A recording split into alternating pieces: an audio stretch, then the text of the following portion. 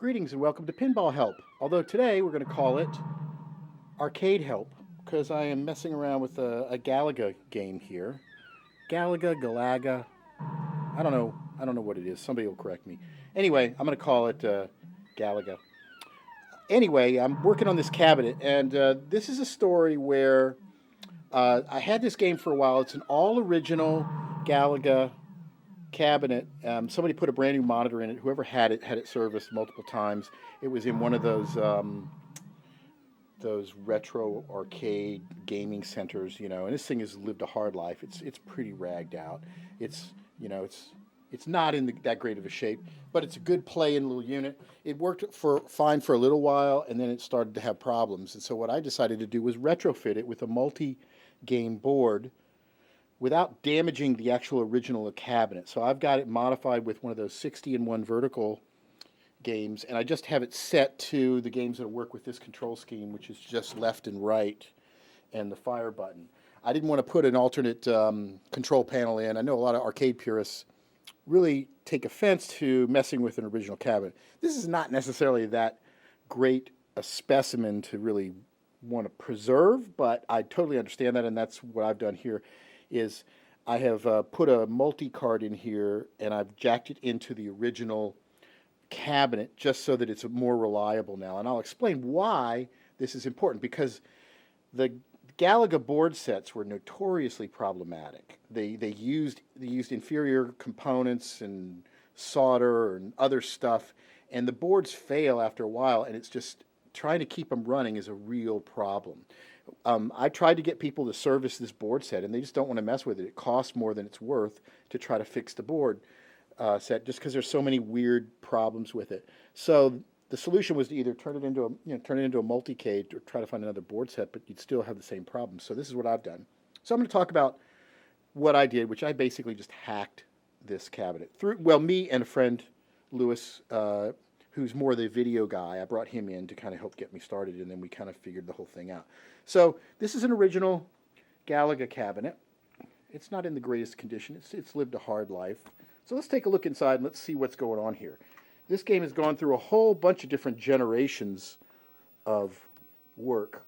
If you look over here on the other side, you'll see there's all kinds of weird wiring. There's an extra power supply down here in addition to the original power supply down there, which I don't think is being used. So there's multiple power supplies, there's multiple wiring harnesses, and all kinds of mess down there. Now, my objective is to just get this thing working, not to make it look pretty.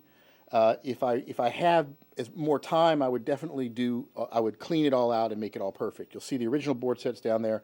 What I wanted to do was get this thing back online as easy as possible, and that's what I've done. Maybe when I retire and I got a lot more time on my hands, I could do this restoration right. But I'm just going to talk about kind of a down and dirty, here's how we fix this. Let me lower this tripod, and let's take a look down further into what's going on in this machine and what I did.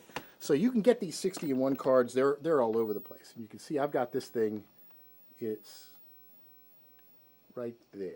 There's some wires in the way, but let me cut the power off on this puppy, and I'll show you what we're talking about. So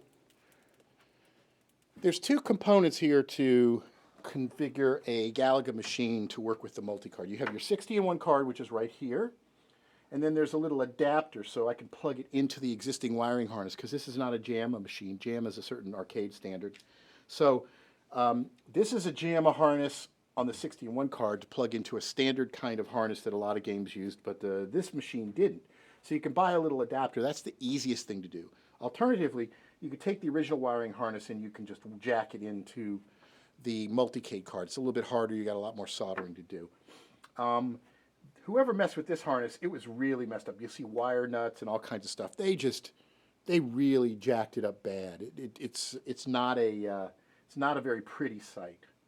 And let's see, this seems to go. This was a little test wire we had put in here.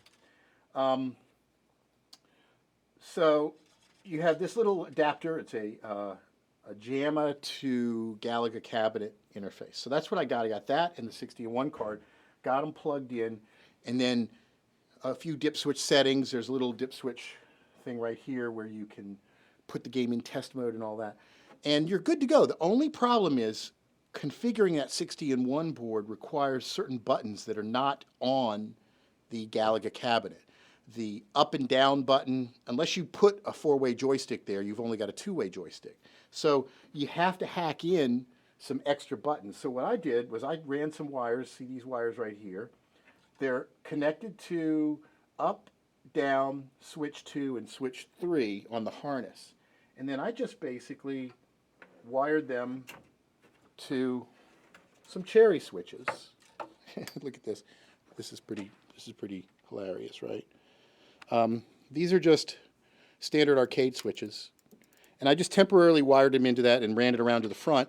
And then I could throw the game into debug mode, test mode, and I could use these cherry butt switches to switch to the down arrow, switch to the next, go back. And with these three extra switches, I was able to configure the game. Now I can disconnect this, and it's all configured and good to go. You basically you use the up and down arrow along with the down arrow and the next and the back, switch 2 and switch 3, and you can go into the configuration. That's the only problem with using this card, is if you connect it to an original machine, you can't configure it. Now you could configure the board on a standalone on a workbench first and then plug it in. That's another option.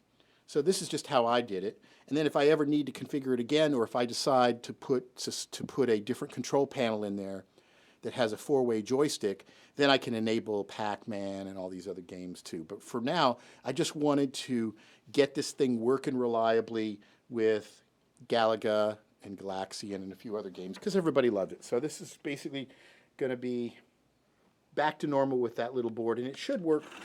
It should work for a lot longer without the the trouble with the board set. It's a shame.